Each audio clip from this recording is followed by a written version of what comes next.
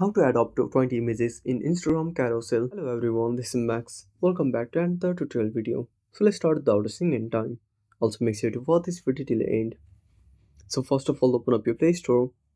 Tap on the search icon at the bottom right corner. Now tap on the search bar and type Instagram. Now click on search. Now tap on Instagram and make sure to update to the latest version. After updating, simply tap on open. Now tap on the plus icon. Now tap on select multiple and select your photos. Now the limit is 20 photos. Now once you reach 20 photos, simply tap on next. Now tap on OK and click on next. Now wait for some time. Now simply tap on share to post. And that's it. Thanks for watching. Make sure to subscribe our channel and hit the bell icon. See you in the next video.